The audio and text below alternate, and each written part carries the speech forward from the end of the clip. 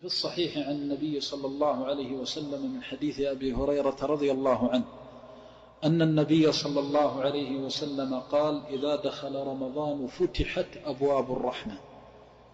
وهذه الأبواب التي تفتح بالرحمات والخيرات والبركات يهيئ المسلم نفسه لها بتوفيق الله عز وجل. ألا وإن أعظم ما تستقبل به رمضان أن تستقبله بالتوبة النصوح وسؤال الله عز وجل أن يعفو عما سلف وكان من الذنوب والعصيان، أن تقبل على الله إقبال التائبين، إقبال المنيبين، إقبال من يرجو رحمته ويخشى عذابه. أسعد الناس من دخل عليه رمضان وقد تاب التوبة النصوح من الخطايا والذنوب والرزايا والعيوب، واستقبل الرحمة بأفضل ما تستقبل به وهو التوبة النصوح. أكثر من الاستغفار فإن الله يرحم المستغفرين، وأكثر من الاستغفار فإن الله يحب المستغفرين. تكثر من الاستغفار والتوبة. ولذلك دلت الأحاديث الصحيحة على أن إضاعة الحقوق قد تحول بين العبد وبين رحمة الله عز وجل. وفي الحديث الصحيح أن أبواب الجنة تفتح كل اثنين وخميس فيغفر للناس إلا اثنين بينهما شحنان، فيقول الله: أنظرا هذين حتى يصطلحا، أنظرا هذين حتى يصطلحا.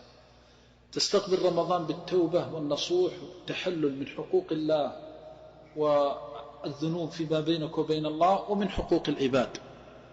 فمن علمت أنك أسأت إليه أو ظلمته أو بينك وبينه شحناء تذهب إليه وترغم الشيطان وترضي الرحمن وتقول له: يا أخي، بيني وبينك وشيجة الإيمان، وإني إن كنت قد أخطأت في حقك فأسألك أن تغفر لي وأن تسامحني، وإن كنت قد أخطأت في حقي فأنا مسامحك، وأريد أن ينتهي ما بيني وبينك من القطيعة، خاصة إذا كان من الرحم من القرابة، فالأمر آكد والتحلل أوجب، فتبحث عن قرابتك وذي الرحم منك وتبدأ بإصلاح ما بينك وبين القرابة، وتحرص على هذا لأنه من أسباب الرحمة، وألا يكون بينك وبين مسلم قطيعة، وألا يدخل عليك هذا الشهر المبارك وبينك وبين إخوانك المسلمين مظالم أو حقوق أضعتها. فأسعد الناس من لقي الله خفيف الحمل والظهر من حقوق عباده. والله عز وجل يغفر للعبد فيما بينه وبينه، وأما حقوق العباد فإنها موقوفة على أصحابها. ولذلك بين النبي صلى الله عليه وسلم أن المفلس من جاء يوم القيامة وهو يحمل على ظهره الحقوق والتبعات من مظالم المؤمنين والمؤمنات. فاتق الله وأصلح ذات بينك فيما بينك وبين قرابتك ورحمك وفيما بينك وبين الناس. أما الأمر الثالث فأوصيك أن تستقبل رمضان بحسن الظن بالله عز وجل، فتحرص على أن تستقبل هذا الشهر الكريم بأفضل ما يستقبل به، وهو أنك ترجو رحمة الله عز وجل ومغفرته على أكمل وأتم ما تكون المغفرة والرحمة. ترجو من الله عز وجل أن يجعلك فيه مرحوما لا معذبا، ومكرما لا مهانا، ومعزا لا مذلا. ترجو من الله سبحانه وتعالى أن يغفر فيه ذنبك، وأن يستر عيبك، وأن يستجيب دعاءك، وأن يفرج كربك. تدخل إلى هذا الموسم من مواسم الخيرات وقد امتلأ قلبك بحب ربك، وامتلأ قلبك بحسن الظن في ملك الملوك وإله الأولين والآخرين. فتدخل دخول من كسر لله عز وجل قلبه صادقا في الإنابة إلى الله والطمع في رحمة الله عز وجل. قال صلى الله عليه وسلم: يقول الله تعالى: أنا عند حسن ظن عبدي بي. فمن دخل عليه رمضان وهو يحسن الظن بالله فالله عند حسن ظن عبده به. تحسن الظن بالله أن الله يغفر ذنوبك، وتحسن الظن بالله حتى إنك مما ترجوه من رحمة الله تكاد تقول: سأخرج من رمضان كيوم ولدتني أمي. من طمعك في رحمة الله، تطمع في رحمة الله أن الله يخرجك من هذا الشهر كيوم ولدتك أمك. وما ذلك على الله بعزيز. فقد غفر الله ذنوب العمر بشربة ماء، فاحرص رحمك الله على أن تحسن الظن بالله عز وجل أن يغفر ذنوبك وأن يستر عيوبك وأن يستجيب دعاءك. ولذلك حرص الشيطان على تخذيل أهل الإيمان، فتجده إذا أهل شهر العفو والصفح والغفران قال للعبد هيهات هيهات، وقد مضت منك الذنوب والسيئات هيهات هيهات، وقد انتهكت الحدود والمحرمات هيهات. من أنت حتى تسأل سؤال المخبتين؟ ومن أنت حتى يستجاب دعاؤك ويغفر ذنبك وتستر عورتك؟ فإذا قال عدو الله ذلك فإياك ثم إياك أن تصدقه، بل تذكر نداء الله وتبصر.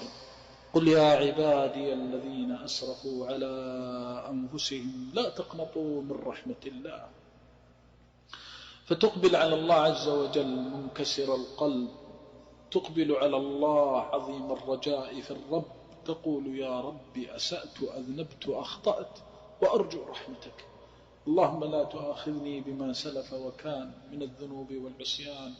تدخل دخول المنكسر، دخول من يرجو أن يكون من المنجبر، تدخل وكلك أمل في ملك الملوك وإله الأولين والآخرين وأرحم الراحمين. تقول يا رب لا تجعلني أشقى عبادك عندك، في كل رحمة تنزلها وفي كل بركة تصيبها وفي كل رحمة تنشرها.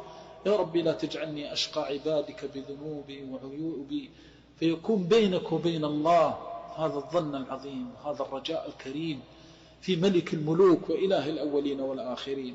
كأنك تقول يا رب مددت في عمري إلى هذا الشهر فلا تجعلني محروما واجعلني مرحوما.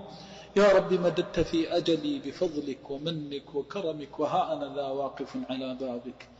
يا أرحم الراحمين يا أرحم الراحمين، تدعوه سرا وجهارا ليلا ونهارا. أوصيك أخي في الله وقد طرق عليك شهر الغفران والبر والإحسان من الحليم الرحمن أن تتحرى سنة النبي صلى الله عليه وسلم وهديه، فتبحث عن أحاديث التي وردت في صفة صوم النبي صلى الله عليه وسلم، فتصوم كصيامه، فتتسحر كسحوره عليه الصلاة والسلام، وتراعي سنته في السحور، وتصوم صيامه عليه الصلاة والسلام الصيام الكامل الذي لا يقتصر على جوع الأحشاء والأمعاء، ولكن صيام من عف لسانه وعفت جوارحه وأركانه. أن تصوم صيام الصادقين، صيام المخبتين المتقين، حتى تجري التقوى في دمك وعروقك. كتب عليكم الصيام كما كتب على الذين من قبلكم لعلكم تتقون. تصوم صيام إمام المتقين صلوات الله وسلامه عليه. كذلك أيضا تحرص في رمضان على اتباع السنة في فطرك، واتباع السنة الواردة عن رسول الله صلى الله عليه وسلم في قيام رمضان، وتحرص على اتباع السنة بكثرة تلاوة القرآن ومدارسة القرآن، وتحرص على اتباع السنة عن رسول الله صلى الله عليه وسلم في رمضان بأن تكون أجود بالخير من الريح المرسلة. قال عبد الله بن عباس رضي الله عنهما كما في الصحيح: كان النبي صلى الله عليه وسلم أجود بالخير من الريح المرسلة، وكان أجود ما يكون إذا كان في رمضان حين يلقاه جبريل فيدارسه القرآن. فتحرص على مدارسة القرآن وسماع القرآن والتأثر بالقرآن ومعرفة أحكام القرآن من حل وحرام وشريعة وأحكام. تحرص في رمضان على أن تبلغ المقام الأعلى والأسمى إذا صليت أو صمت بحضور القلب والخشوع. فإذا أردت أن تقوم رمضان حرصت على التبكير للمساجد والصفوف الأول وإدراك تكبيرة الإحرام، وأن تنصرف مع إمامك ونحو ذلك من السنن الواردة عن رسول الله صلى الله عليه وسلم. إذا وفقك الله لهذا فقد وفقك للخير الكثير. كذلك أيضا تحرص في شهر الصوم وشهر الخير والبركة على أن تتذكر ما قصد الشرع من هذه العبادة الجليلة العظيمة، فإن الله ذكر الأغنياء بالفقراء وذكرهم بمن جاعت أحشاؤه وظمئت أمعاؤه. تتذكر إخوانك الجائعين، إخوانك البائسين والضعفاء والمساكين، فتجعل لك في شهر الصوم من هدي النبي صلى الله عليه وسلم وسنته من تفريج كربات المكروبين. فإن استطعت أن تفطر الصائم فمن فطر صائما كان له مثل أجره. تحرص على تفطير الصائمين، إن لم تستطع ذلك فدل غيرك على تفطير الصائم، وتبحث عن بيوت الفقراء والضعفاء والأيتام في حولك، وبالأخص من جيرانك ومن قرابتك، فتشفع لهم عند المحسنين والموسرين في تفريج كروباتهم وقضاء ديونهم والتوسيع عليهم في هذا الشهر المبارك. كن كما ينبغي أن يكون أقوام سبقوا وشمروا في طاعة الله. تذكر قول الله: والسابقون السابقون أولئك المقربون. كن من هؤلاء السابقين، فلا ترضى لنفسك بالدون. احرص على أن تكون في أعلى المراتب وأسناها وأشرفها وأعلاها في موسم هو موسم الخيرات والطاعات. اللهم إنا نسألك أن تجعلنا أوفر عبادك وأعظمهم نصيبا عندك في كل رحمة تنشرها وفي كل بركة تنزلها. اللهم اجعلنا من أسعد عبادك في مغفرة الذنوب وستر العيوب وتفريج الكروب يا أرحم الراحمين. اللهم اغفر ذنوبنا واستر عيوبنا وفرج كروبنا. اللهم اجعل لنا من كل هم فرجا ومن كل ضيق مخرجا ومن كل بلاء عافية. اللهم إنا نسألك بلوغ رمضان بعفو وعافية وأمن وأمان وإيمان. اللهم فرج عن إخواننا المسلمين في مشارق الأرض ومغاربها يا أرحم الراحمين.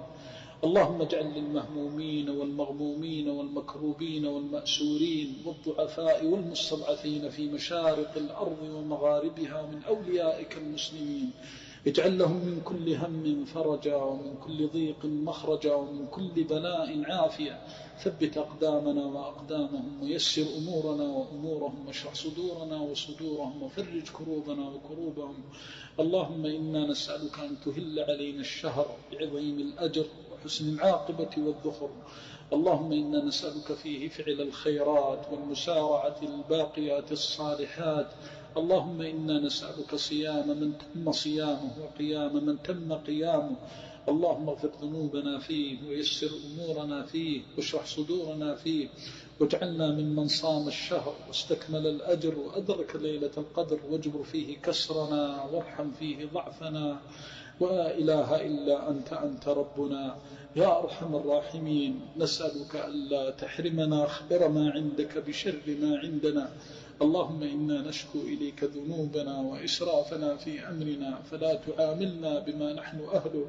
اللهم إنك أهل التقوى وأهل المغفرة، اجعلنا من المتقين والمغفورين والمرحومين. وآباءنا وأمهاتنا وإخواننا وأخواتنا وأزواجنا وذرياتنا ومشائخنا ومحبينا ومن أوصانا واستوصانا وحضر مجلسنا وغاب عنا. اللهم اغفر لنا أجمعين، وهب المسيئين منا للمحسنين، وتولانا بما توليت به أولياءك المتقين.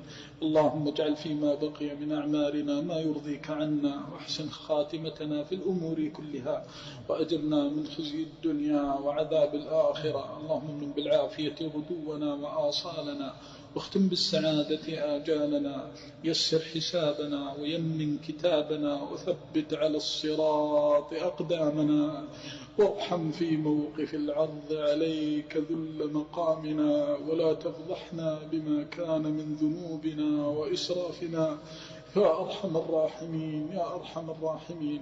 اللهم ارزقنا التمسك بالسنة عند فساد الأمة، ثبتنا عليها واختم خاتمتنا ونحن متمسكين بها، واحشرنا في زمرة أهلها من السعداء والأتقياء والأئمة والعلماء، واجعلنا هداة مهتدين غير ضالين ولا مضلين. اللهم إنا نعوذ بك من فتن المفتونين، ومن إرجاف المرجفين، ومن إبطال المبطلين، ومن عداوة الحاسدين والحاقدين. طع دابرهم بعزتك وقدرتك إله الأولين والآخرين. شتت شملهم وفرق جمعهم واقسم ظهورهم. اللهم عليك بأعداء الدين، اللهم احصهم عددا ولا تغادر منهم أحدا. اللهم خالف بين وجوه الكفرة، اللهم خالف بين وجوههم وقلوبهم، احصهم عددا واقتلهم بددا ولا تغادر منهم أحدا. نكس شعارهم ودنس منارهم وفرق أعوانهم إله الأولين والآخرين بعزتك لا أنت سبحانك إنا كنا من الظالمين. آمنا بالله وتوكلنا على الله، ولا حول ولا قوة إلا بالله. أنت المستعان وعليك التكلان، ولا حول ولا قوة إلا بالله العلي العظيم. اللهم استجب دعاءنا، اللهم استجب دعاءنا، اللهم استجب دعاءنا.